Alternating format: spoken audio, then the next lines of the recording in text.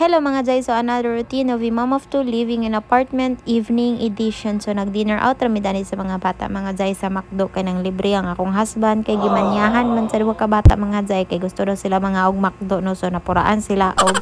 Jollibee mga Jay. So mao to nagkaon mi dito din ganahan kay sa tisay di mga Jay kay dali na daw kayo i-serve ang food compare sa Jollibee din pagkauman namo og dinner nanguli na mi then nanghimasa na sila kay para mag-prepare na mga tulog mga Jay. Din ako is naghipos-hipos diri sa balay mga Jay, so wa pa ko dani nag-ilis mga Jay kay manglimpyo sa ta mga Jay, ayha na ta mag-ilis kay mahimasa pa man ko mga Jay. Din proud yun kay ko sa akong mga anak mga Jay kay at a young age kabalo na gyud sila og kanabitan mga easy nga mga chores diri abitaw sa balay mga Jay, like magpile sa mga sanilas, magbutang sa mga water kanang maka-proud lang ba nga bisan bata pa sila is kabalo na sila maglihok-lihok diri sa balay. Din nanghimasa na dayon ko mga Jay,